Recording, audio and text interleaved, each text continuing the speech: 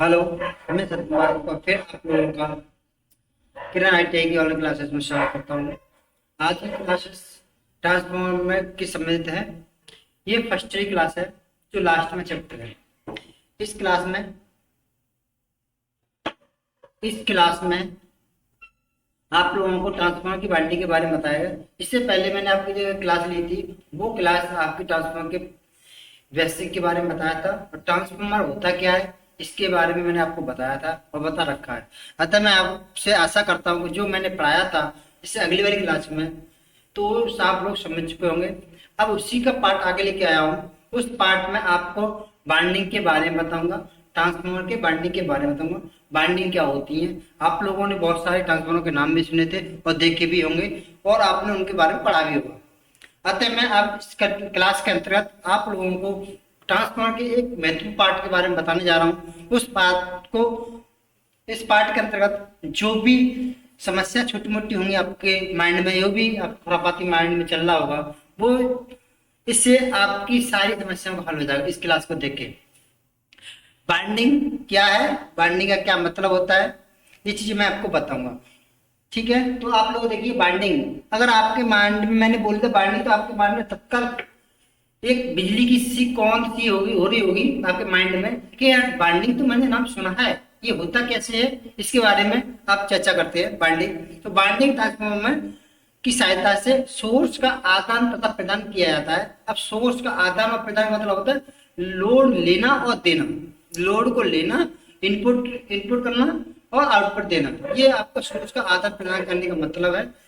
ये बाइंडिंग के अंतर्गत है, बाइंडिंग कहा जाता है जब ये एक ऐसा ट्रांसफर का हुआ भाग, ये वो पार्ट जिसमें सोर्स का आदान प्रदान किया जाता है, वो पार्ट आपको बाइंडिंग किया जाता है। सोर्स का आदान ट्रांसफर की सहायता से ट्रांसफॉर्मर में बाइंडिंग की सहायता से सोर्स का आदान प्रदान किया जाता है। अतः हम मोटे मोटे शब्दों में बोलेंगे तो आपको मोटे मोटे शब्दों में ये आपके माइंड में आना चाहिए। अरे देखिए हम लोगों ने ट्रांसफार्मर घर के बाद देखा है, वो एक तरफ से लाइट लेता है और दूसरी तरफ से लाइट देता है, किस उपकरण की सहायता से देता है, वो ही आपकी बाइंडिंग ट्रांसफार्मर जाती है और ये उसको बाइंडिंग कहलाती है। ठीक है, लेता है और देता है। तो आप लोगों को अंदर से जो प्रोसेस होती है सोर्स का आदान प्रदान करना, जो सोर्स कहलाती है वो आपको प्राइमरी बाइंडिंग और सेकेंडरी बाइंडिंग के नाम से, जिस तरफ से सोर्स लिया जाता है वो प्राइमरी बाइंडिंग कहलाती है, जिस तरफ से सोर्स दिया जाता है वो आपकी सेकेंडरी बाइंडिंग कहलाती है। सोर्स लेना मतलब इनपुट का लेना और सोर्स का आउटपुट मतलब सोर्स को पर लोड दे देना, यही आपकी सेकेंडरी बाइंडिंग कहलाती है। ये बाइंडिंग आपको एक लेमिनेटेड कोर पर बनाई जाती है। आप लोगों ने देखा होगा, आप लोग स्क्रीन पर देख रहे होंगे, देखिए आप लोगों ने बाइंडिंग आप लोग समझ चुके हैं। प्राथमिक बाइंडिंग क्या कहलाती है, ट्रांसफार्मर जिस ओर से सोर्स दिया जाता है उसे प्राथमिक बाइंडिंग कहते हैं और जिस ओर से सोर्स को लिया जाता है उसे द्वितीय बाइंडिंग कहते हैं। इस प्रकार प्रत्येक ट्रांसफार्मर दो बाइंडिंग होती है। बाइंडिंग में प्रयोग किया जाने वाला तार उसमें बहने वाली धारा के अनुसार होता है, धारा के पर निर्भर करता है, अनुसार होता है। इसको बोबिन के ऊपर कुंडली तक देकर निवृत्त किया जाता है। बोबिन एक आपका एक तरह का आपका बोबिन कहलाता है। जब आपको इस तरह से लगा दिया जाता है, एक तरह का तार होता है जिसमें हम बाइंडिंग को कसते हैं।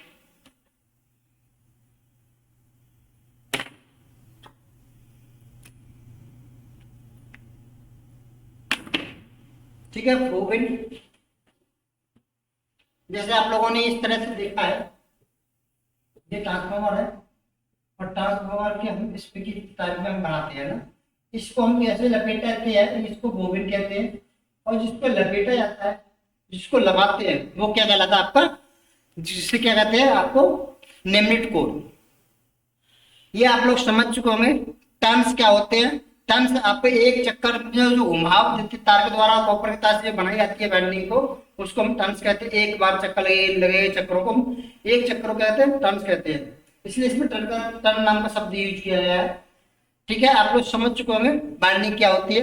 बाइंडिंग का देखिए, बाइंडिंग, अब बाइंडिंग के बारे में दूसरा पार्ट आता है आपका लेमिनेटेड कोर क्या होता है। लेमिनेटेड कोर क्या होता है, लेमिनेटेड कोर क्या होता है इसके बारे में हम चर्चा करते हैं। लेमिनेटेड कोर यह एक सिलिकॉन स्टील की बनी होती है। प्रत्येक लेमिनेटेड कोर आपस में विद्युत रोधक होती है। विद्युत रोधक मतलब इंसुलेटेड होती है। तो कभी भी इलेक्ट्रिकल कपलिंग मतलब कह सकते हैं हम इंसुलेटेड, ठीक है।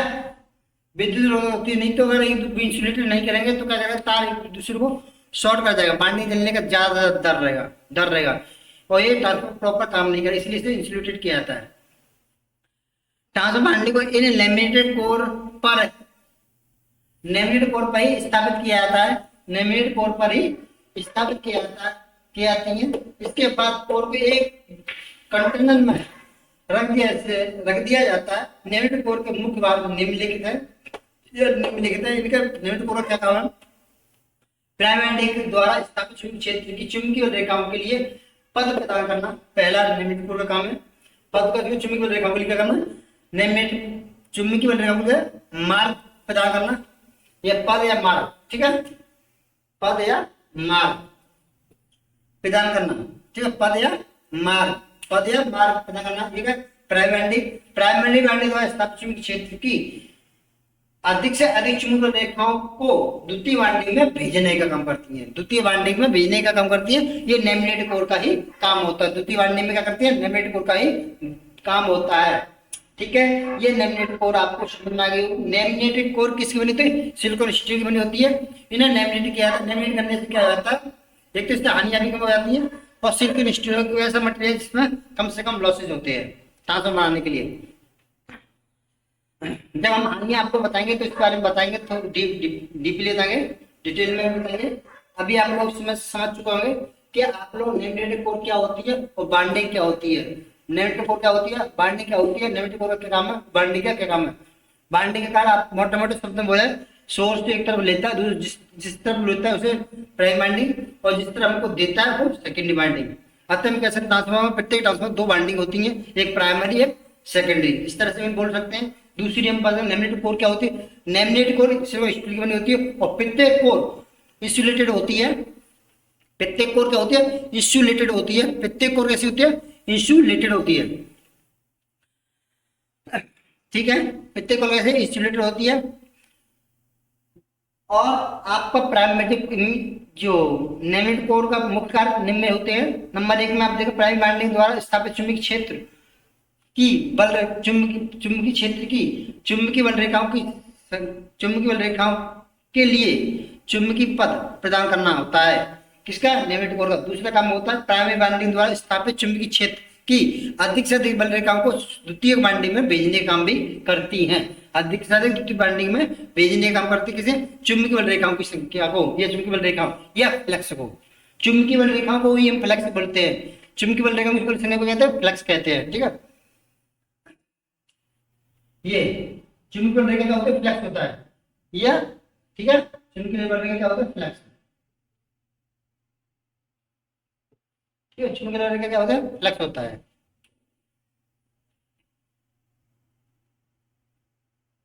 हेलो,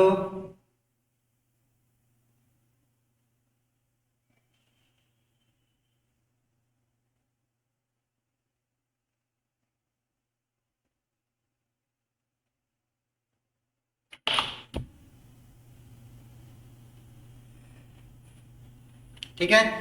अब मैं जो आप लोगों को बताया, इसमें आप लोगों को ये दो पार्ट बहुत महत्वपूर्ण होते हैं, कभी कभी पूछ लेता है। चुंबकीय पथ कौन प्रदान करता है, तो आप लिख लीजिए लेमिनेटेड की सहायता से, लेमिनेटेड जो कोर की सहायता से प्राइमरी बाइंडिंग में स्थापित चुंबकीय क्षेत्र की चुंबकीय बल रेखाओं या फ्लक्स के लिए पथ प्रदान करता है। लेमिनेटेड कोर का एक काम हो गया।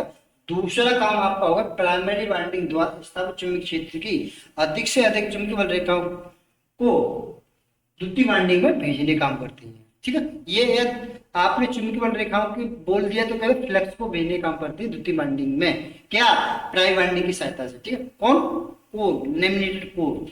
कौन करता है, लेमिनेटेड कोर, ठीक है। लेमिनेटेड कोर किसी को स्टीमेट क्यों आ जाती है, क्योंकि इससे हानि कम से कम होती है, ठीक है।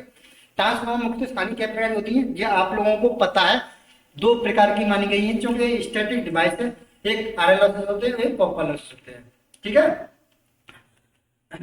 आयरन लॉसेस निकालने के लिए हम क्या करते हैं, बाइंडिंग को ओपन सर्किट टेस्ट यूज करते हैं, और कोर लॉसेस, कॉपर लॉसेस को निकालने के लिए शॉर्ट सर्किट टेस्ट का प्रयोग किया जाता है, ठीक है, ट्रांसफार्मर में स्पेशल। अगला आपका टॉपिक है